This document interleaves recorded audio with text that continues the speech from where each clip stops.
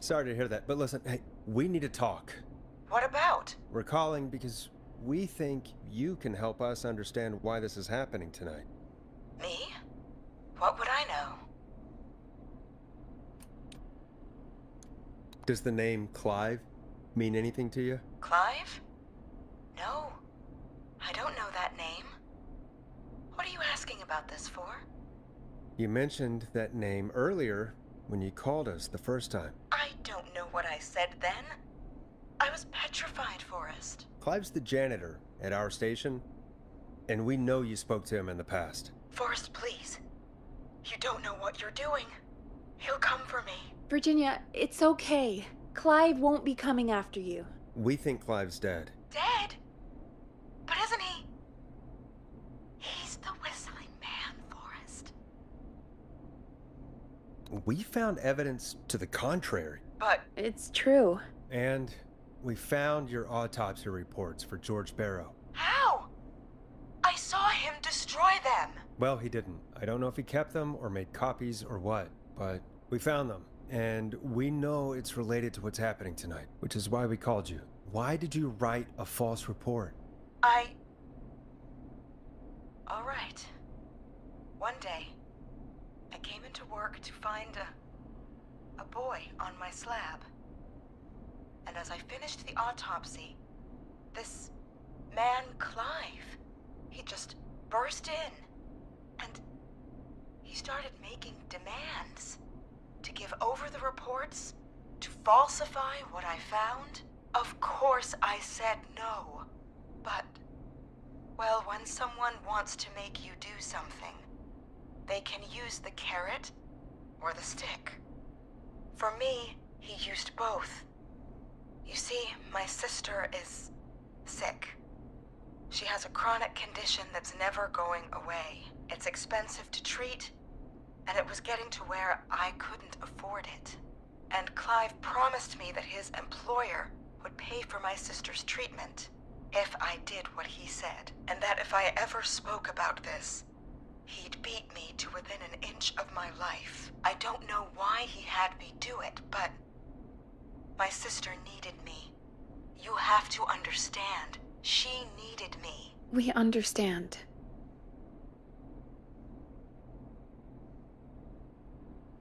Thank you, Virginia.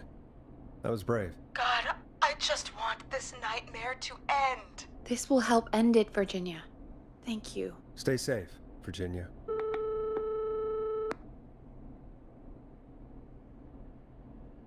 So, Virginia's tied up in all of this. Clive threatened her to keep quiet about George's death. But for who? Why cover up these details? We could try Sandra. What would Sandra know? I don't know, but we have to start somewhere. Anyway, just be careful when you're talking to her. Don't push too hard. We don't want her to hang up. I'll be careful. All right, calling her now. Hopefully she's at her jazz studio.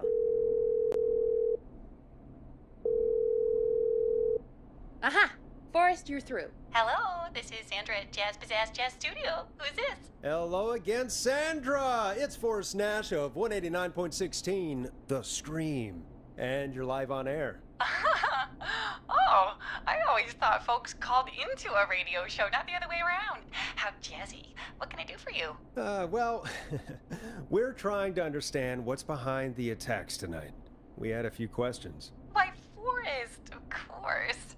Heck, after the way you saved my life, I'd say yes to just about anything you asked. Really? Well, that sounds nice. I might just call you back tomorrow then, too. You got my number. But what about tonight? Is there anything you want to talk about right now? Remember why we called, Forrest. Of course. Do you know why the Whistling Man might have targeted you? Ha! As far as I could tell, he was just a knife-wielding psycho with superhuman cardio. He'd have chased after anybody. Right. Well, we think he might be chasing specific people. People who know about the death of a boy named George. Oh, I don't know anything about that. Sorry.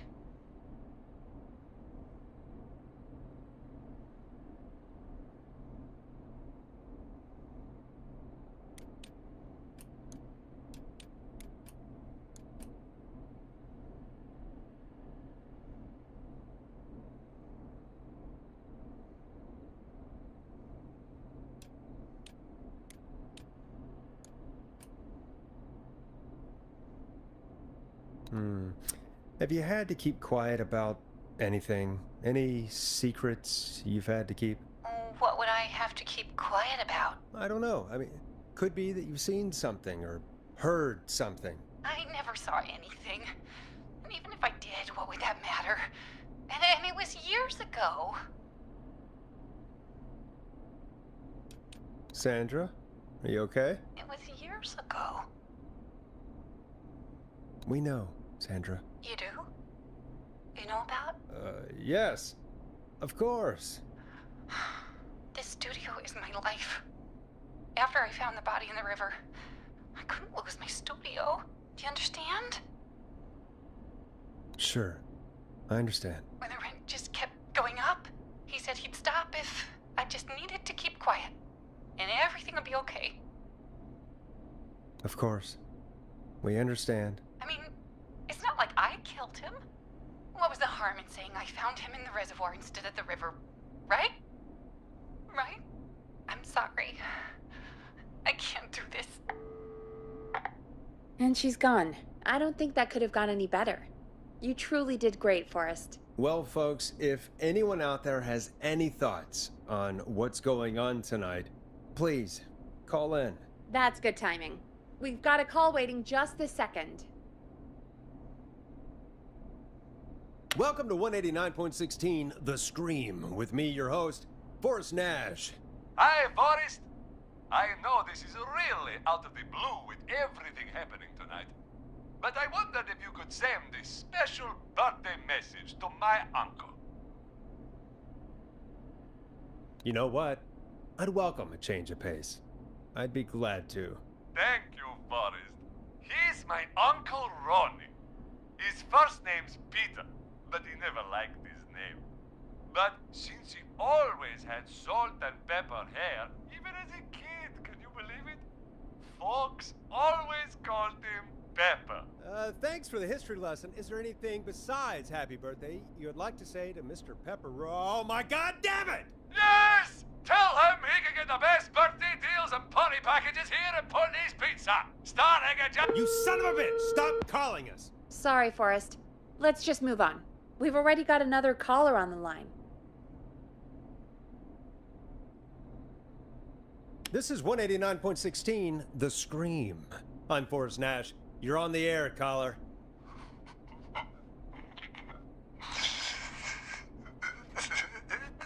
Caller.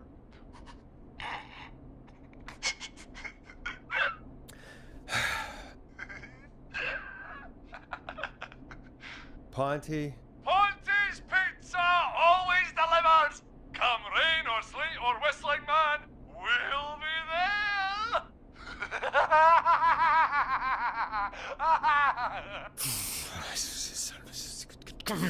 Forrest? Forrest? Are you okay? Forrest? I hope the Whistling Man gets in with his own pizza slicer. Jesus, Forrest? Sorry, that was too much. It's okay. It's been a high-stress night. Don't worry about him anymore, okay? Not for tonight, anyway. I think he's spent for now. We've got another call, whenever you're ready. Folks, don't spend your money at Ponty's Pizza. That's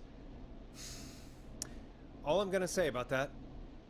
Moving along, I'd like to welcome another caller to 189.16 The Scream, with me, Forrest Nash. Who may I say is calling? Well, hello again, Forrest. Don. Ah, I bet I know why you're calling. I'm sorry I didn't play your song. There's a lot going on. But please? Never mind that now. Forrest, I'm calling because I need your help. Are you in danger? I sure am. Do you mean Yes, he's after me now. you? I think so. He must have heard me on the radio helping you. Helping? You didn't exactly help. Maybe I've been helping more than you know. I was out following a lead, trying to work out who would be next, after Chuck. And what happened? And I started to feel like I was being followed. I came back to my apartment building, but this newfangled security system has me locked out. I need you to help me get inside. Don't you have a key to get in? Only for the apartment door. The front gate requires an entry code. The future is electronic, I guess. I need that code to get inside. Which apartment block do you live in? Maybe one of our listeners lives there too. It's the new Woodside apartment building between the town hall and the trailer park. But I doubt any of your listeners live there. I don't have many neighbors. Sounds like a prime piece of real estate. The sound really carries at night. Shit. Sounds like a noisy part of town. It is. Boy, I wish he'd muzzle that thing and... Oh. And now he's blasting David Scopo out of his window. I can't get any... He's coming down the street. I don't think he's seen me yet. Forrest, please. I need your help. I need the code for that security system, or I'm gonna die. What's the name of the security system? There's a sticker on the box. It says... Starling Security 4000. There's a keypad, and it looks like it wants a 6-digit number. Starling Security 4000, huh? That's right. Very newly installed. I need the key code before the whistling man gets me. Yeah, of course. Don't worry, Don. Thank you, Forrest. I knew I could count on you. I'll sit out of sight. Call me back soon. All right, folks. Here's a little tune for you all to enjoy while I try to break Dawn into her apartment. You were pretty quiet there, Peggy. Forrest, was it just me, or was there something... Yeah, it wasn't just you. Something was weird about that. Yeah, well, tell you what, we have a Starling 4000 or whatever here at KFAM. Clive bought one for the station. Maybe we can find something to help. Well, I'm not sure who, but to help someone.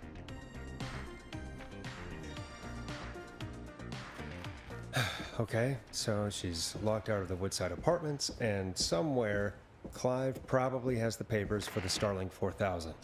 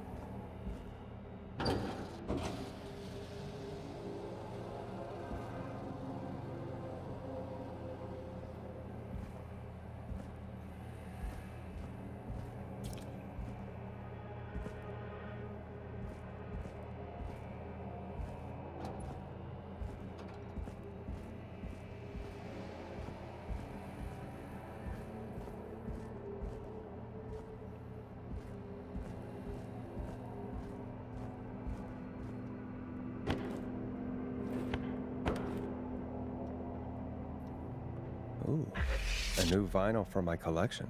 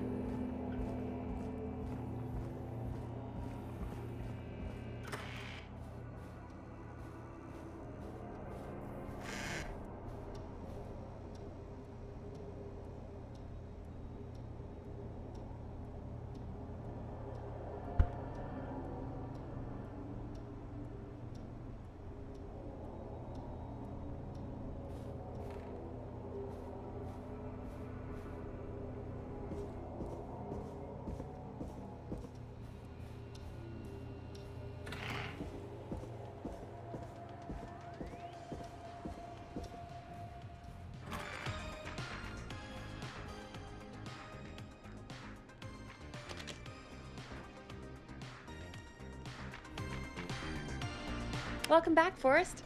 Find anything? Nothing by way of key codes. I see. Any ideas, Peggy? Dawn says she's stuck outside the Woodside Apartments with the whistling man nearby. She's locked out because of some new security system. Yeah, the Starling 4000. Right. And we had the same security system delivered here. Clive was going to install it, so check the basement. I'd guess that's where Clive would have stuff like that. Thanks, Peggy. No problem. Don't take too long.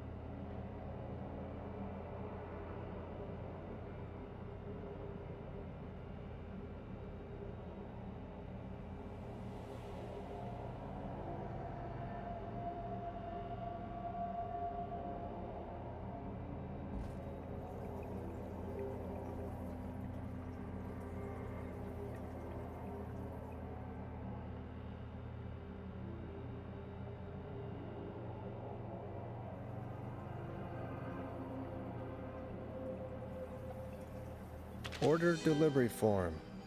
Starling must have left this by accident. The system's not even installed at Woodside.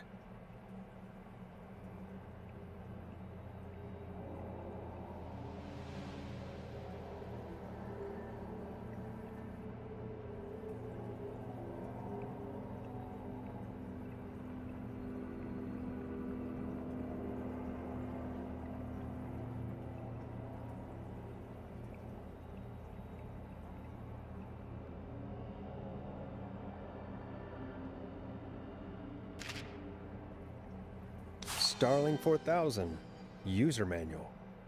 Ah, these codes should come in handy.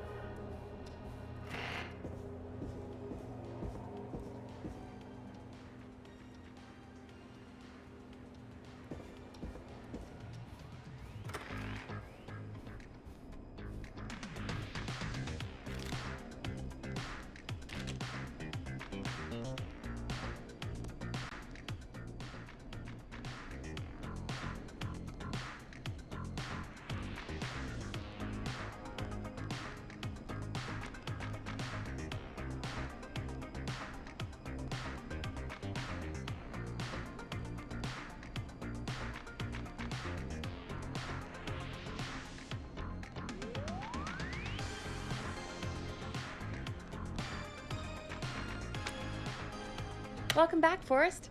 Find anything? The Starling 4000 security manual. It's got a bunch of codes. Good. And did you find anything else? I saw a list of everyone else who bought the Starling 4000. Know who was on there? Oh my god. Roller Ricky! Do you think we should give him a call? Is that crazy? I don't know what you'd say, but... That might be a good idea. Okay, one moment. I got the number here. Patching you through.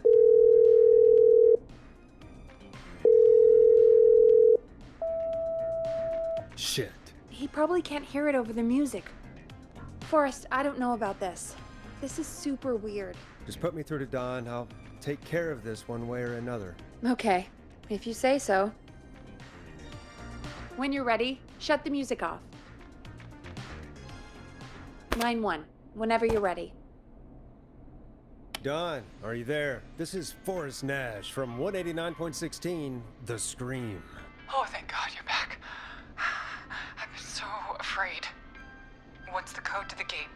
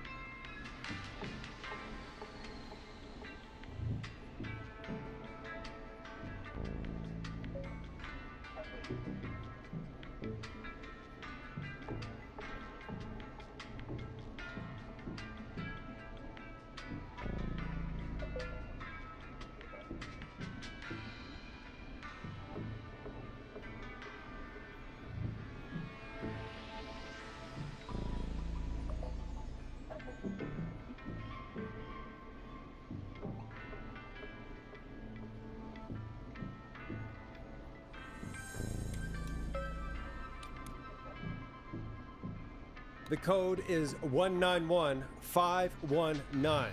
Thank you, Forrest.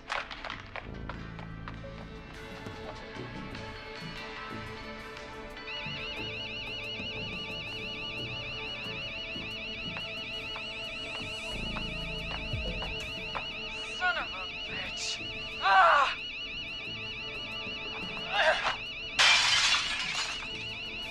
Is she?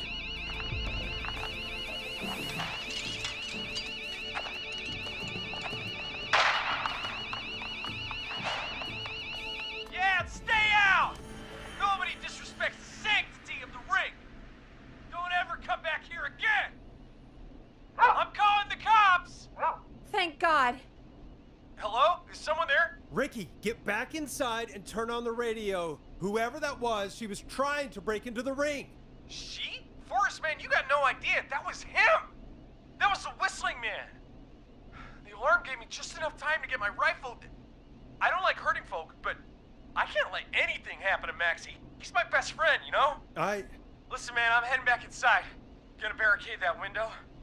My man, thank you. You and Peggy can skate for free whenever you want, forever. That's a done deal. Thanks, Ricky. Can't wait. You got it. Talk to you soon. Okay, Gallows Creek, here's some music while we process what just happened.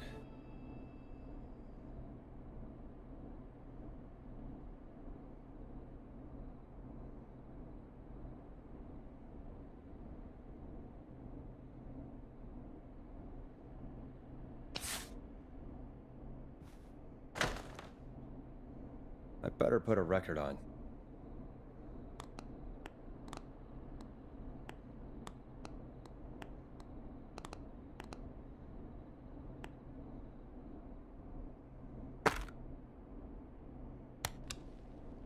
So, the whistling man is a woman? I know. I can't believe it. She called up. You spoke to her multiple times. I thought she was just regular Gallows Creek Strange. Really, Forrest? Why do you think she requested that song? To mess with us? Yeah, maybe. So, what now? I guess I should make an announcement. We do have new info. Okay, kill the music and you can make the announcement.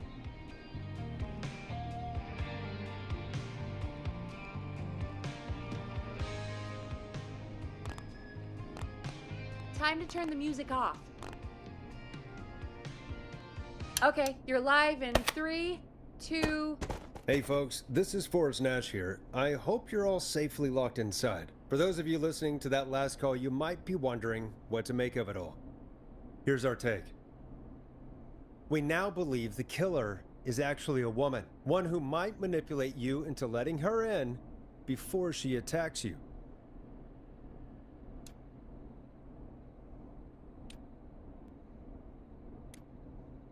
We're neighbors. Look out for each other and stay safe. The killer was calling themselves Dawn. This could be a fake name. If anyone needs help or you have info on the killer, please call in. You folks have my new number, right? It's 911. Hopefully, our next caller can help shed some light on our killer. Hey, we had a call come in. Okay, folks, time to take a call. You're through to Forrest Nash on 189.16, The Scream. Hey, man. Murphy? Damn straight. What's going on, Murphy? You in danger again? Nah, man. I've just been listening to the show here at home. And since you asked folks to call in if they could help out, well, I'm calling. I don't know if I can say as much as other folks have, but I figure I wouldn't be a good role model to Fernando if I didn't try to help, you know? You're a good father, Murphy. Absolutely. Fernando's a lucky kid. Oh, thanks. So, what do you want to know? Well, what can you tell us? I don't know, really. All right. Well, do you know anything about the death of George Barrow? Absolutely nothing. Okay. What about the killer herself? Herself? Man, I didn't get my ass kicked by a lady. The man I went toe to toe with was a man. You heard the last call, right, Murphy? Yep, So you know it's a woman, and you were trained by a VHS, Murphy. I know, but man, how could it have been a woman under that mask? Let's just move on. Do you know anything about the history of the Whistling Man? No, sir. Tonight's the first time I ever heard of him. What? I moved here 3 years ago, man. What do you want from me?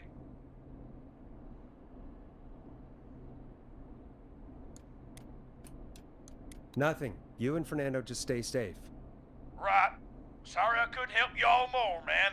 Now, if you'd have asked me about gators. Forrest, we have a call coming in. Sorry, Murphy. I think that's all we've got time for right now. All right. I'll catch y'all with the gator talk later. Night. Well, folks, that was a bust. But perhaps our next caller has more they can tell us. Let's find out.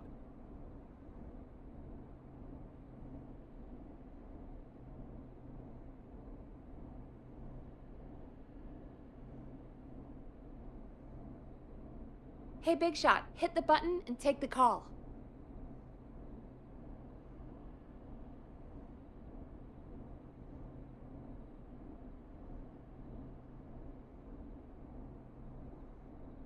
This is Forrest Nash, and you're listening. Please help me. My name is Casey Moore. I'm at 25 Nancy Drive. My best friend's been stabbed. He's bleeding everywhere. I don't know what to do. Please help me.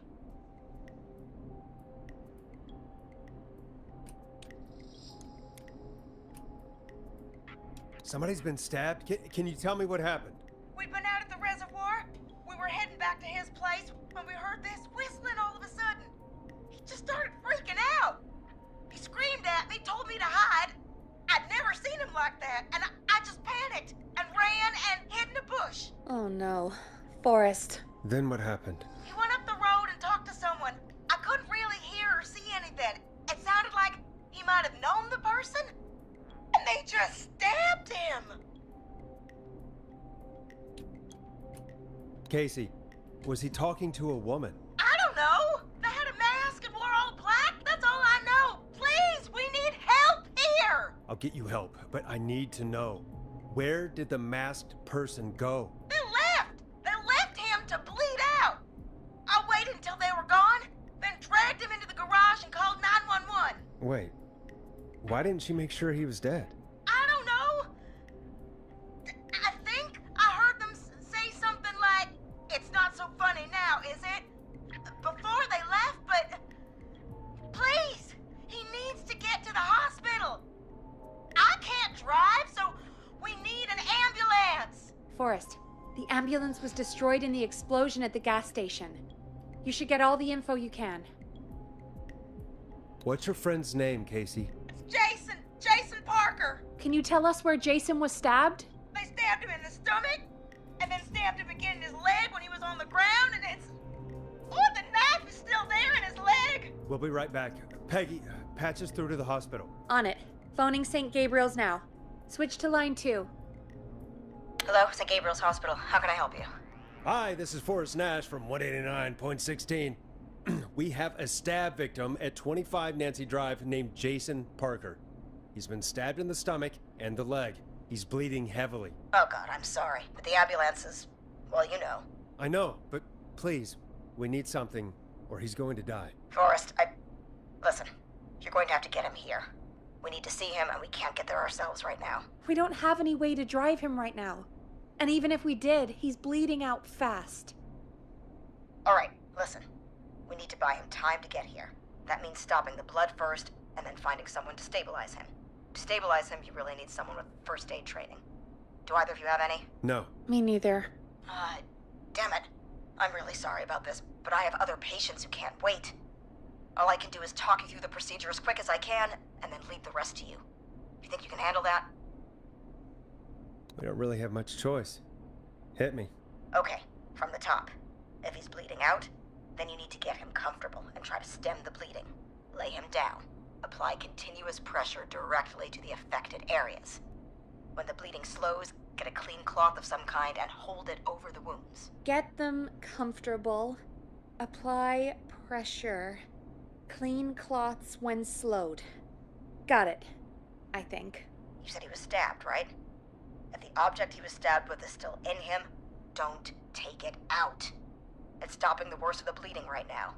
If anything, you should secure it so it stays where it is. I wouldn't have thought of that. It makes sense, though. God, that was a lot of info. But I think we can handle this. Glad you got it so far, because there's more to go. This is a lot to remember. Are you sure you can't stay on the line? We're wasting time. Please, just let me continue. If he's lost a lot of blood, he may enter shock. If he does, act fast. If you applied a cloth and it's bleeding through, don't remove it. Just apply another on top of it. If it's safe, elevate his legs to get blood circulating to his vital organs. Try to keep him warm. Get him to rest and reassure him. We need the patient to stay calm. All right, don't replace bandages, elevate his legs, keep him warm and calm. This is a lot. I'm really sorry. That's as much as I can give you right now. Try to stop the bleeding. Find someone to get him stabilized and get him here as quick as you can. Good luck. All right, Forrest. Casey's still on line 1. Hello? Hello? Forrest, are you there? I'm here. How is Jason doing? Badly. He's still bleeding. I need help. I've been putting pressure on his stomach wound since you left, but he's still bleeding. I don't know what to do. That's good, Casey. The nurse said to do that. What about the knife in his leg? It's gotta be hell. Should I pull it out?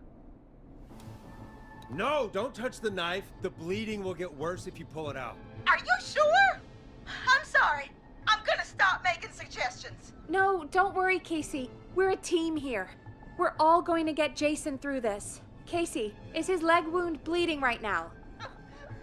I hate looking at that knife. Yeah, it's bleeding. His stomach is worse, though.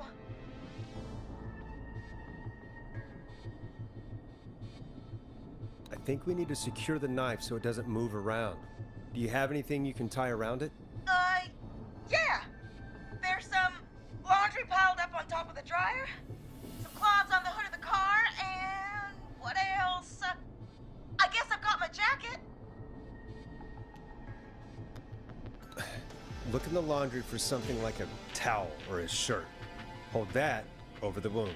Okay. Looks like I'm gonna have to buy you some new whites, Jason. Here we go. I'm sorry, Jason. It's secure. I'm putting pressure on his stomach again. I'm starting to think we might make it. Forrest, can I have a word? Casey, I'm gonna have a quick word with Peggy. Keep putting that pressure on and let us know when the bleeding is under control. You're doing great. But what if something happens? We'll still be here. Just shout if you need anything, and we'll be there. I promise. Okay. I'll wait. Jason, please be okay.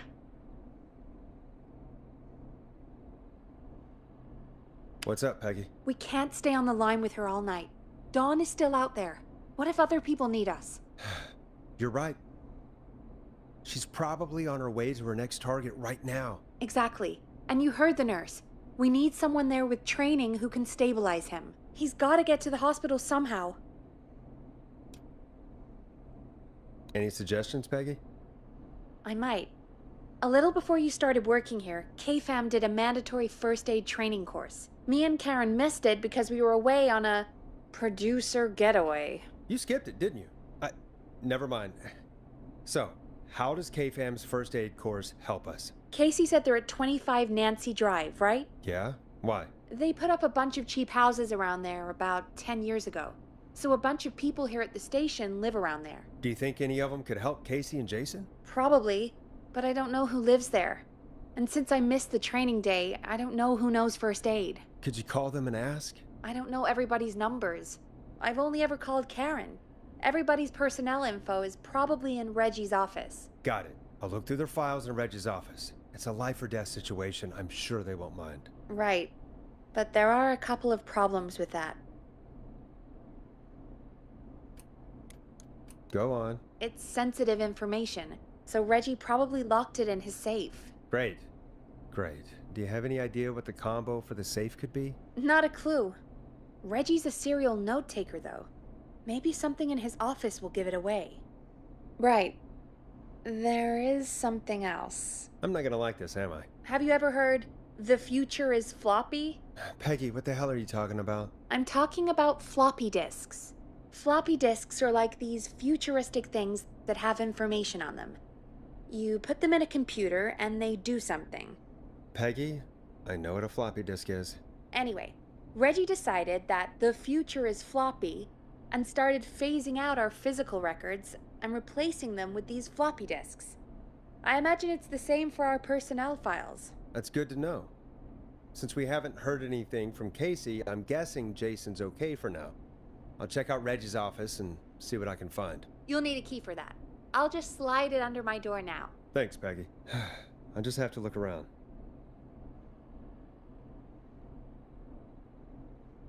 Good. I'll patch my mic down to the office so you'll hear me over the intercom.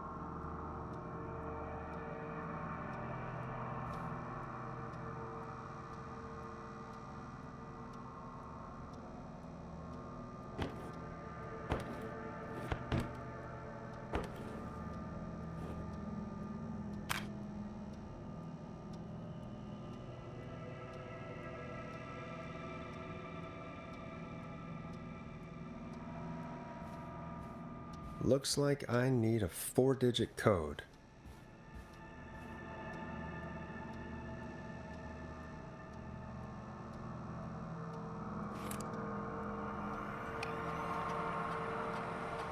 Could this be it?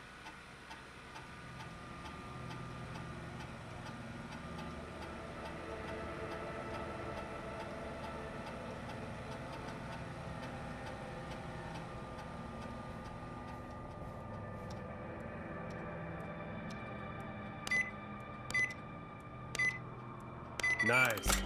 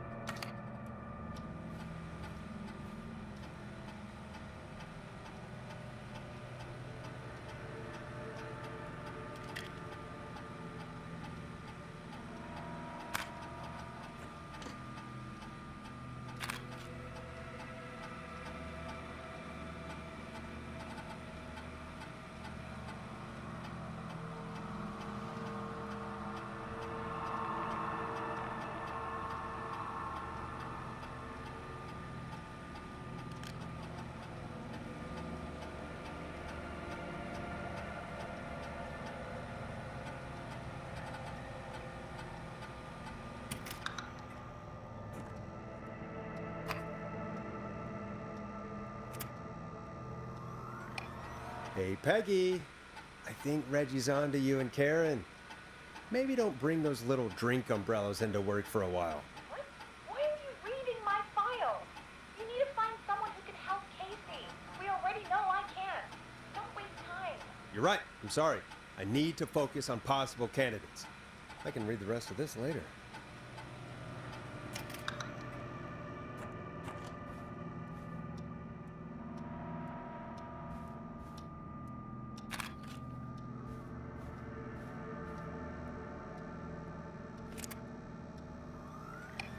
Get a load of this, Peggy. Apparently, I'm a lone wolf type. Forrest, what are you doing? We don't have time for this. We have a man literally dying on the line, and you're more interested in you. You're right. I'm sorry. I need to focus on possible candidates. I really shouldn't have read both. We're in a hurry.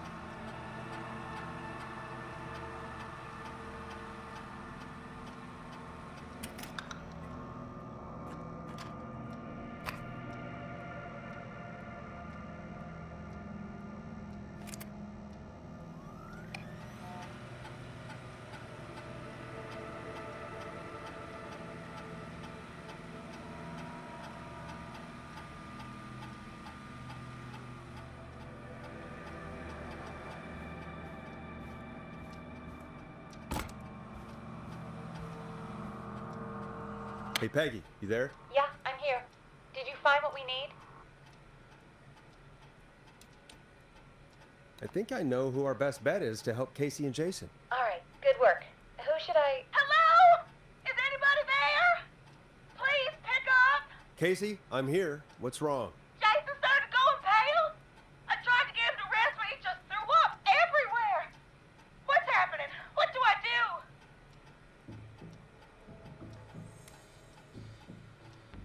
Peggy? I'm drawing a bit of a blank here. Forrest, I think he's going into shock. But the bleeding seemed to slow down. Did I mess up? Jason, I'm sorry. Casey, calm down. You've done everything right. I need you to listen to me, okay? For Jason. What did the nurse say to do about shock?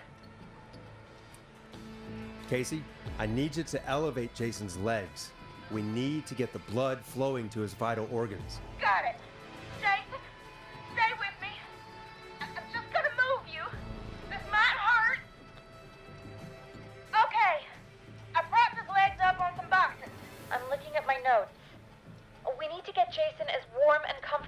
possible. Do you have anything you could use nearby, Casey? Yeah! I still have some laundry next to me. I'll wrap him in some blankets. Just give me a second. Sorry. Jason's bleeding through his bandages. Should I get him new ones? Or... Oh, God! Don't remove the bandage. Apply another one on top of it. Do you still have something you can use? I've used the rest of the laundry to keep him warm, so... I'll use my jacket. I can always get a new one. I'll fix his bandage and get him warm. Hold on, please.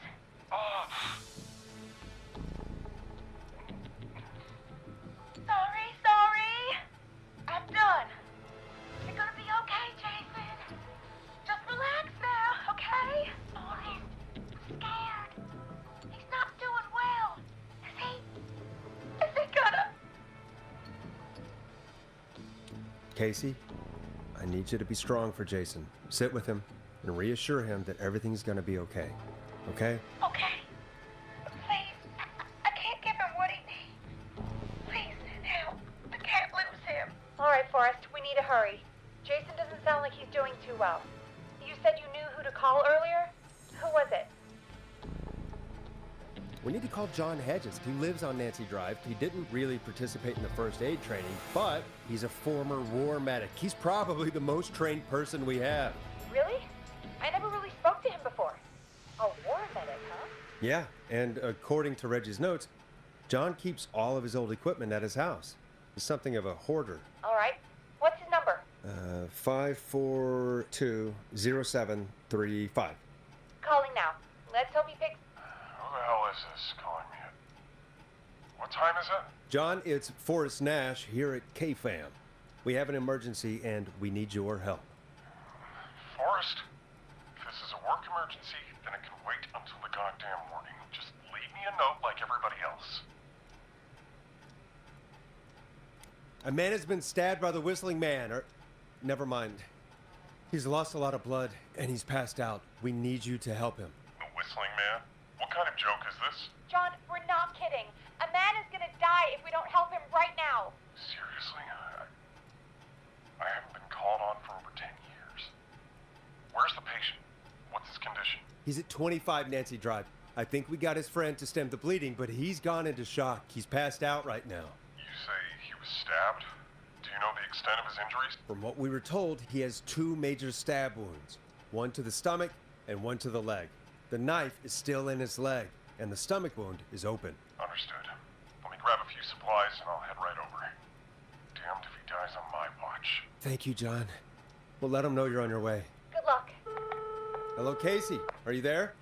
How are we doing? Bad. Jason seemed really weak and then just started thrashing.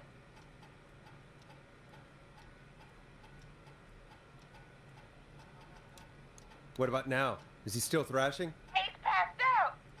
Please tell me you found someone to help. Casey, help is on the way. My colleague will be there soon. You hear that, Jason? Someone is coming. You're gonna be just fine. Just hold on for me, okay? Just hold on. Come on. Hello, Casey. This is John Hedges. I'm here about Jason. Please let me in. I'm guessing that's Jason there. Casey, I'm gonna need your help. Forrest, Peggy, don't you two worry. We've got this from here. Okay. Forrest, we'll call you back later. I have to go now. Good luck, everyone. God, I hope he's gonna be all right. And with that, the show moves on. We're sending our best wishes to Jason. Well, after all that excitement, I think we could use some music. Come back upstairs when you're ready.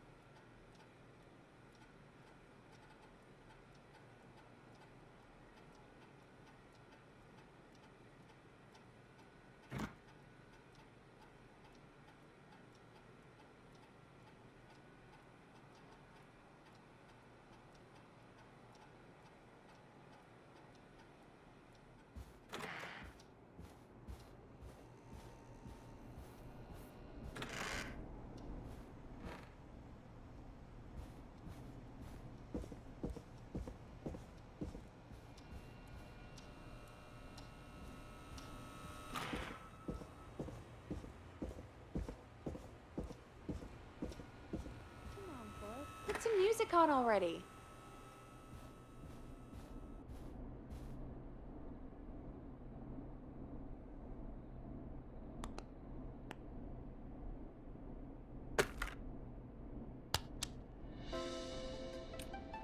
It's David Scopo with Moonlight. It's getting pretty late. This might be your last break for the night, so try to enjoy it.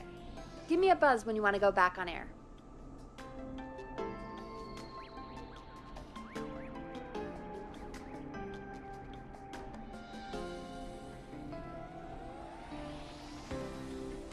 Let's roll. You got it.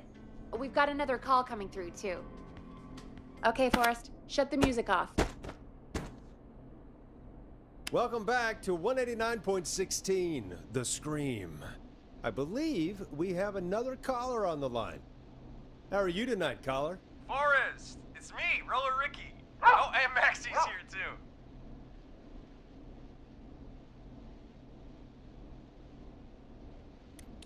Good to hear from you again. How are you both doing? Oh, we're good, man, thanks to you. You're like our guardian angel. That wouldn't be a bad look for you, Forrest. A little White Wing Halo number? Maybe something for the K-Fam Halloween party. All right, everyone, let's calm down. Ricky, I'm just glad we could help you and Maxie. Is there anything else we can help you with, Ricky? Actually, I think I have some info that might help you. Did you see or hear anything during the attack earlier? Not exactly. You see, man, me and Jason know each other. You know each other? Yeah, we went to Gallows High and played on the football team together. He was a gnarly offensive linesman, and I was our star wide receiver. Runner Ricky, they called me. All right, and what does that have to do with tonight? Well, because George, the guy who drowned, he was on our team too. What? You knew George? Yeah, but not long. We had our first team party on the night he drowned. He seemed like such a good dude. Ricky, were you there when George drowned? No, man. Once the party turned, I beat feet out of there. Man, I remember George and his girl there. There was a whole lot of love, man. I could see it, you know?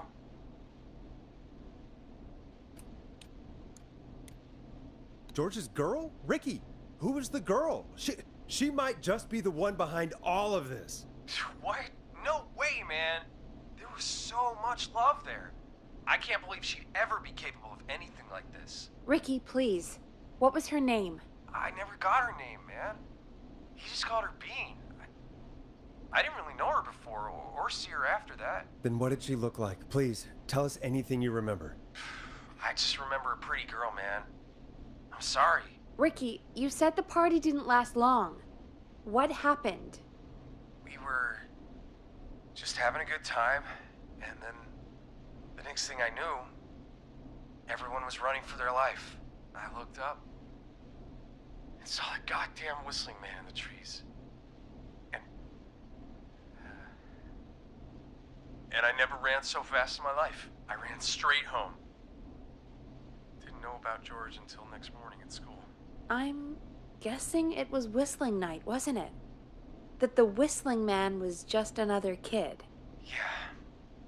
I don't know how George died, but I always felt like if anyone deserved to die that night, it should have been me. And Ricky, it wasn't your fault. You're not a bad person. I know that now, man.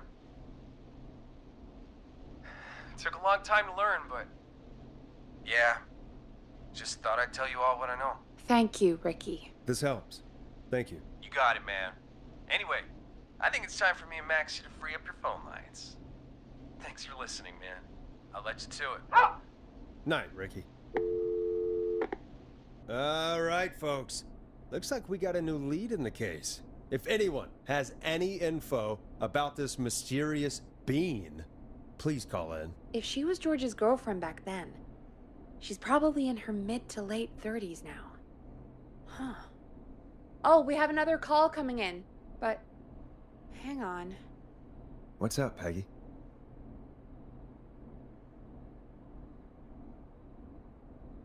Peggy?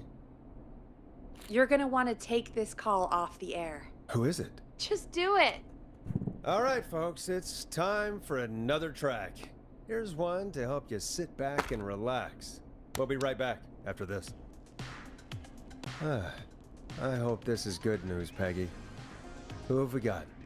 Find out for yourself on line 1. Hello? Forrest, I'm glad I got back through to you. Sounds like it's been a busy night, huh?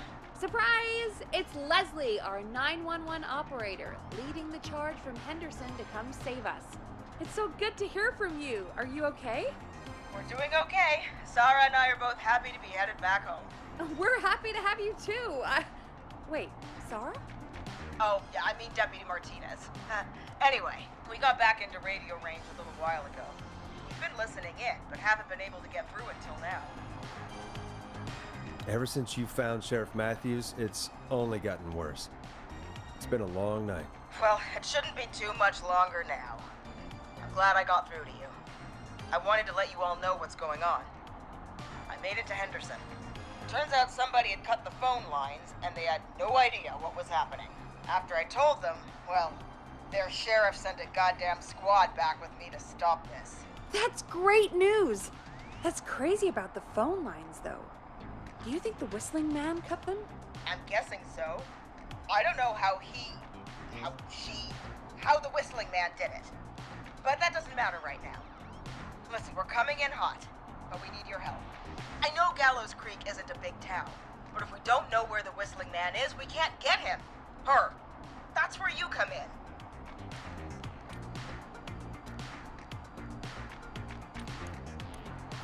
Haven't we helped enough? I mean, now that you're back, can't you just... Forrest? Ignore him, Leslie. We'll do whatever it is you need us to do. Right, Forrest? Thanks, Peggy. It might be a long shot, but here goes. The Whistling Man already called up a few times. I bet she calls again.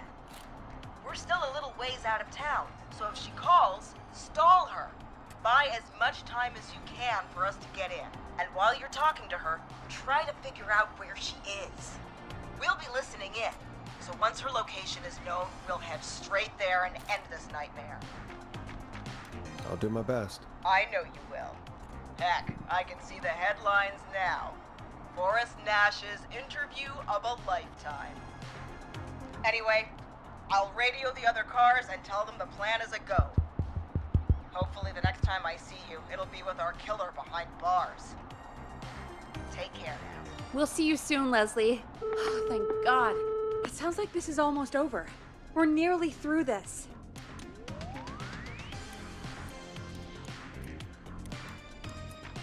Best we don't waste any time then. Let's get back on air. You got it. When you're ready, shut the music off. Bringing you back live now. Welcome back to The Scream with me, Forrest Nash. The line is lit up, but before I get to our next caller, I just want to say, things are looking up. It's almost over. But for now, let's bring in our next caller. Evening, caller. This is Forrest Nash. Hello, Forrest. This is John Hedges. I'm here with Casey. I wanted to give you an update on Jason. John, is he going to be okay? He's a fighter. He'll be fine. We've got him stabilized and resting in a bed. We're preparing to move him to the hospital. Thank you so much. If you hadn't been there, then... God, I don't even want to think about what would have happened. Of course, Casey. We're just happy he's okay. John, Casey, you two did all the work. Tell Jason to get well soon from us, whenever he's up for it. Well, why don't you tell him yourself? Is this Forrest? The one and only. I hope you're feeling better. It's good to hear you, Jason. How are you? Oh, well, you know. I've got a hole in my stomach, and there's a knife in my leg, but John gave me something to take the edge off. So, I might feel even better than either of you. Oh. Take it easy until you get to St. Gabriel's. I will. But, before that, I needed to call you. I'm guessing the Whistling Man is still out there? Yep. As far as we know, anyway. I was worried you'd say that. God damn it. Actually, I'm glad you called. I wanted to talk to you about what happened earlier. Go for it. We spoke to Roller Ricky not long after you were attacked. You spoke to Ricky?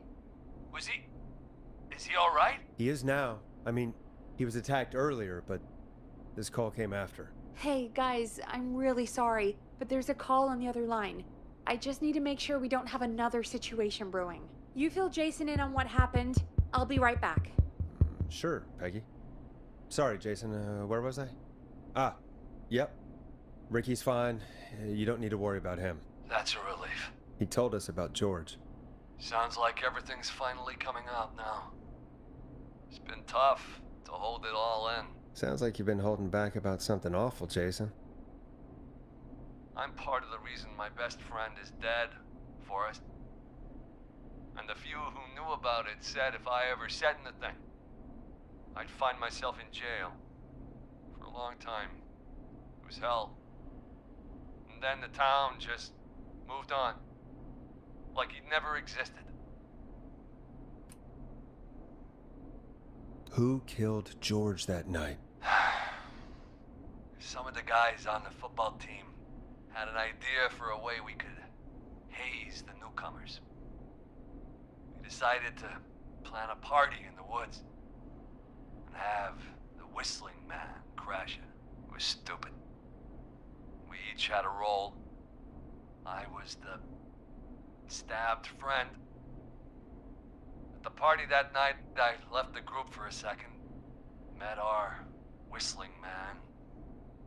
Pretended to get stabbed in front of everyone. Started an almighty panic, those screams. That was the last time I saw or heard George alive.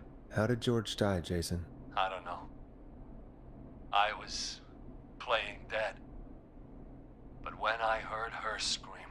Ricky mentioned a girl named Bean. Is that who you mean? Bean? Oh yeah. I guess George did call her that. Yeah. He called her Bean. I heard her again tonight, Forrest. Her name was... What? What happened? Are we still on air? No, we're not. Seems like the power is completely gone. How do we get it back on? I don't, we can use the emergency generator down in the basement. Reggie picked it up a while ago in case we ever needed to do an emergency broadcast. An emergency broadcast? Emergency? You know, nuclear war, alien attack, broadcasting a serial killer's location to the cops so we can end this nightmare. Fair point. It's in the storage area in the far back corner, up on the wall. You might have spotted it earlier when you were digging around for all those tapes. It'll have a big red button. Just press that. I'll see you when you're back.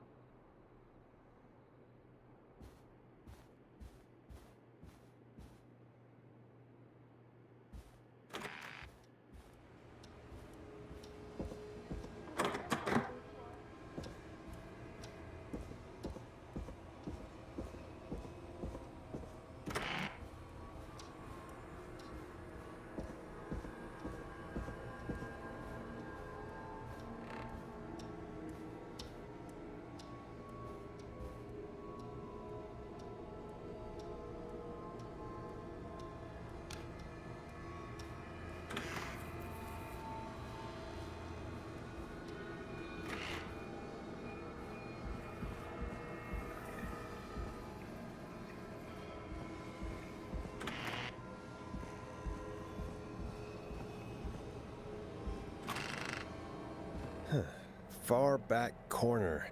Why is this station so big?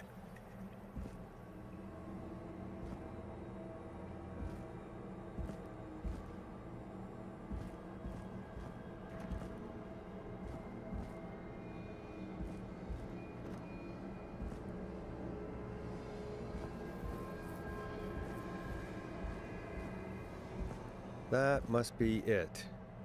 Boom! We've got power. The Whistling Man. I need to warn Peggy.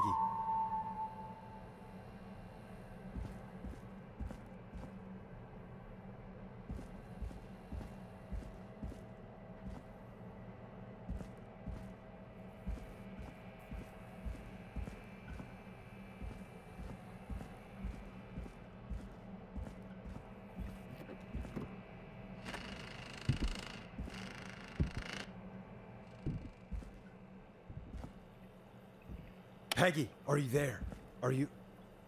Peggy! I need to get back upstairs. What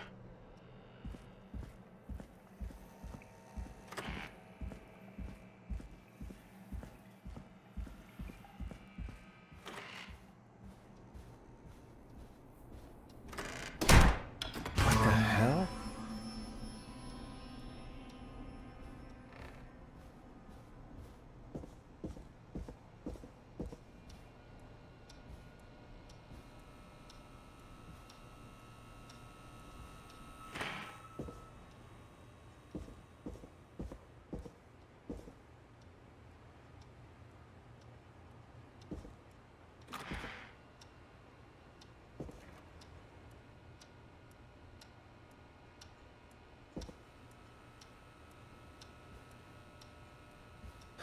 Oh no.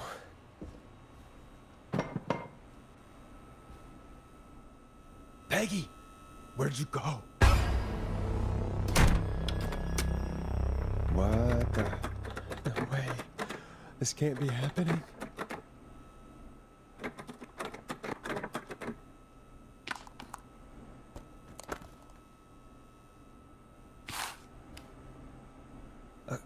A call?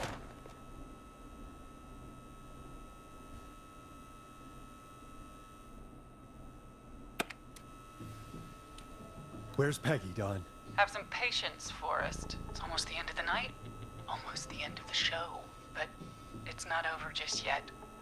Got a little time still. So let's make the most of it.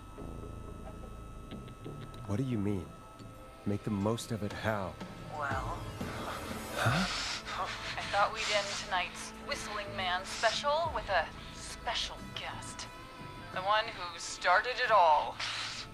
Let me take that out of your mouth and... You crazy bitch!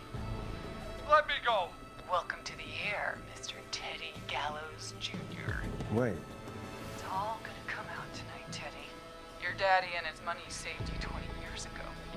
But even if he crawled out of his coffin with all the money in the world... Wait. Where the hell is Teddy? How are you talking to him if you're here with me? Because I'm not there with you, Forrest. I'm here with Teddy. And if he says where that is, well, he knows he'll get it. Wait, then... Who am I looking at? Forrest Nash, let me introduce you and all of Gallows Creek to my boy, Henry Barrow.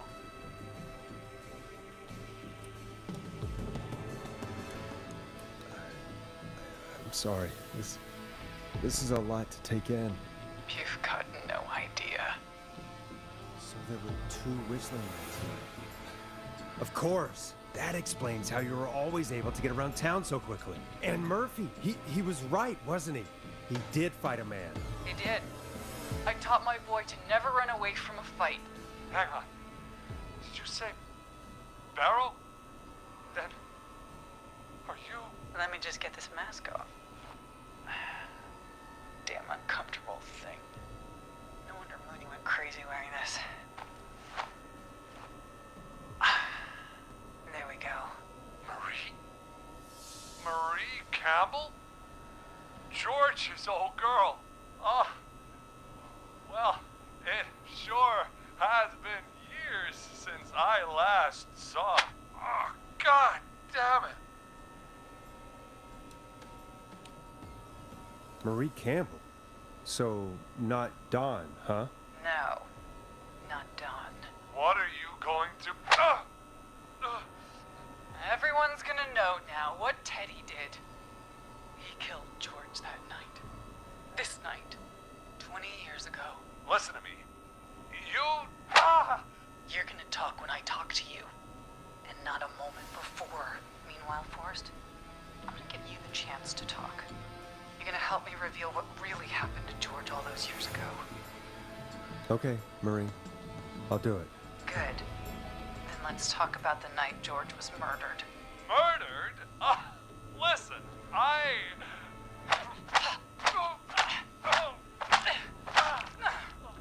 I said you speak when you're spoken to. Now, you've done some good work tonight in piecing together what happened to George 20 years ago, and that's why I want you to interview us.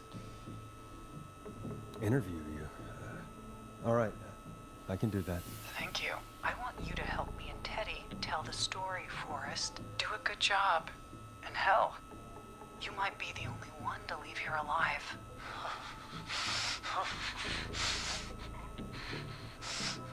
I need to drag this out. If I can buy Leslie time to get back to Gallows Creek, and if I can find out where Marie is, then this can end. Teddy, we'll start with you. Just, talk me through what happened that night. How did it start? How would I know? It was 20 years ago. Teddy, be honest with me or we're both going to die. Honest? Forrest, I'm trapped here with a psycho. What the hell? God damn it. Okay. Our first team party was coming up. And when I saw the date it was scheduled for, I had an idea for a way we could prank the new guys. I understand that kids in Gallows Creek know tonight as Whistling Night. I'm guessing that's what you mean? Well, we didn't have a name for it then. It was just the night that Mooney went missing. But Whistling Night is what they'd call it later. Wait. You mean this was the first Whistling Night? Keep talking, Teddy. We went up near Whistling Point. God, who was there? Me, Jason, and George, of course. But George didn't come alone. He brought Marie. And Roller Ricky, he was there too, wasn't he? Yes, Ricky was there too. Runner Ricky, our wide receiver. I helped him off the bottle, you know. Because I'm a decent man. Is that so? Yes, it is. He came apart one day. Some people do. He had some issues. Wasn't stable. I didn't want him to hurt his chances in life. So, I helped him keep himself together. You were afraid he would talk about that night, weren't you? Keep talking. About midway through the night, we put the prank into action. We looked up at the trees and saw Jason there, bloody, like he'd just been stabbed. And the Whistling Man, screaming. George and I and Ricky, we got left behind. But Ricky was in on it too. I know he was. He and Teddy were as close as anybody. Teddy must have told him the plan. Did you ask Ricky if he knew or not? I didn't see any reason to. Why? Because Ricky phoned up earlier. He didn't know anything about it, Marie. What? He had no idea what was happening. He said he was as terrified as anybody. Isn't that right, Teddy? You didn't tell him, did you? Ricky never could keep his mouth shut. If we told him, he would have given everything away. But well, it doesn't matter. He didn't run his mouth enough to tell anybody about it afterwards. He's still guilty. It was just a stupid prank. How can you still say it was just a prank? Oh, come on. God damn it. You made George think Jason had been murdered. He thought his best friend was dead. And so tonight you stabbed him for real? It's the role he wanted to play. Jason's still alive, Marie. He was with a friend. We talked her through how to stop the bleeding and got him professional help just in time. Oh. Well, shame he didn't have the good sense to die earlier. He's gonna regret that. Enough about him. Me and George took off running, but somehow we got separated in the woods. I ended up near the bottom of Whistling Point, and when I noticed George wasn't with me, I panicked. And then, I don't know how he snuck up on me, but the Whistling Man grabs me. I scream, and he starts laughing, telling me it's just a joke. I can stall for time here.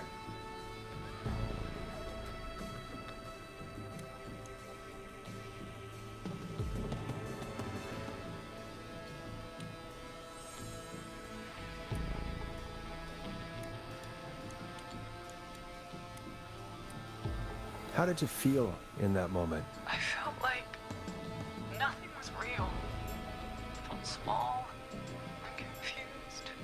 And Who was under the mask, Marie? Who was the whistling man? it was Chuck. Chuck Brody. Laughing away. But then he stops. And he's looking up. At the top of Whistling Point. What was he looking at? Teddy, what happened next? Nothing. I mean, it was just Teddy? George fell off Whistling Point. How do you know what happened? I saw it. You pushed him. You were up there. You were dressed as the Whistling Man too, and I didn't push him, God damn it! I just chased him up there and he kept backing up. When I saw he was about to go over, I reached out. That's what you saw. you liar. It's not my fault. He didn't know it was a joke. If he'd had any brains, he would have realized. Ugh, you bitch. No one's going to believe this. After all you did. If she's lying, why the cover-up? My future was at stake, Nash. You know what it's like. People like us are bred for bigger things. I'm going to be the mayor of this town, Morris. And then governor. And then, who knows? What happened that night was tragic. It should never have happened. But it was a mistake. It was just a stupid joke gone wrong. So my father sent Clive out to clean it up. Why should a blip ruin my future? George was a blip? He wasn't a blip, Marie. His father covered it up from there. I searched for George's body all night, but Sandra found him the next morning while out jazz running. she found him in the river, but she lied about that to protect Teddy. She said something about her rent going up, unless she... Teddy, did your father own Sandra Sharp's dance studio? It's Gallows Creek, not Sharp Creek. I'd answer the question if I were you, Teddy. Yes, okay. We own most of the town. That's it then. Your father was going to run her out of business unless she lied and said she found him in the reservoir instead of the river. What my father did in his business dealings is nothing to do with me. The false reports. That's why you killed Sheriff Matthews too, isn't it, Maria? Not just to get him out of the way, but... Everyone was in on it, Forrest. Even the coroner wrote a fake report. Said George was drinking, that he just got himself into trouble. And Fake report? I only heard the tapes. you'd be disgusted by it. For all it's worth, Virginia didn't have much of a choice. She had a sick sister whose treatments she couldn't afford. She played along with the gallows to save her sister's life. And her own. Even still, she should have told the truth. I did my part. I tried everything I could think of. I even went to the newspaper, but no. That coward killed the story. But Maurice Russell is dead now. You've been through hell, Marie. I'm sorry. You've got no idea. Never should have started. He shouldn't have pushed my George up the river. He should have been punished. It's coming to a stop. At least for now. Here, where George and I first met, before he joined the football team, was right after row. Wait a sec. We're at Gallows Creek High, in the gymnasium. That's right, Forrest. Not that it matters, but yes, we're here. Anyway, I think that about wraps up the interview with Teddy. So, Marie? Where? Oh my god. Peggy! Teddy? You've got to help me. Quiet. You'll talk more later. Now I have to talk to someone who mattered more than you ever did. Peggy. It's been so long since I've seen your face. I worried you wouldn't come. Marie! Oh my god. I thought you... And here I was, thinking you'd forgot me. I'd never forget my own sister. Forrest seems lost for words. Wanna explain, Peggy? Earlier, while you were speaking to Jason, I got a call. You remember? Well, it was from Dawn. She said that my sister Marie was there that night George died, and that I should come to the gym for a reunion. And when you walked in, you found out. That my sister is the Whistling Man. Good to see you too, Peggy. Why didn't you tell me any of this? She said that it was my last chance to see my sister. I knew if I told you, you'd try to stop me or come with me when we need you on the radio. And I just... I'm sorry. This has to be a lot for you. What happened to you, Marie? You just disappeared one day. Disappeared? I was thrown out, Peggy. I begged Mom and Dad to do something about what happened that night, but did they care? No. They told me to stay quiet. They only cared when they learned I'd been with George, and... Marie, I'm so sorry. I never knew. It's not your fault. Really, it's Mom and Dad I should be seeing right now. But since they're gone, well, I'll have to settle for the next best thing.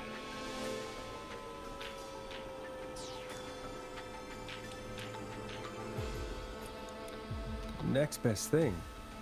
Do you mean? Someone has to pay for what they did. Marie, please. Mom and Dad are gone, Peggy. Besides, you forgot me. Just like the rest. You forgot. Is there any way I can prove Peggy didn't forget Marie?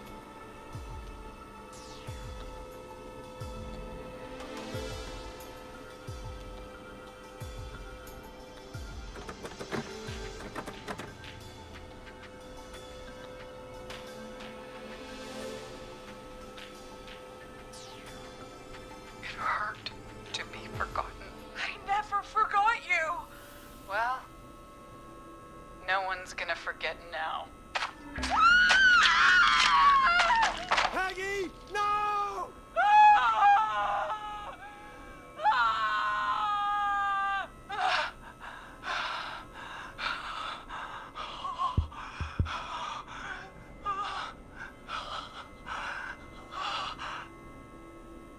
Henry, kill him.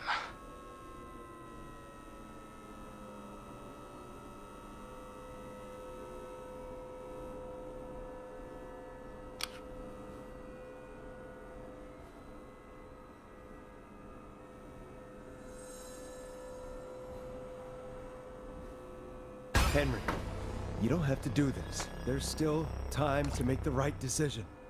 Henderson police! Freeze! No! Henry! Get out of there! We have one wounded, one dead, and we're in pursuit of the suspect. Henderson police! Freeze! Forrest. Leslie, how's Peggy? She... Oh my god. Peggy, where's Marie? Gone. Bolted right as we got here. The police are right on her heels. Won't be long now. It's over, Forrest.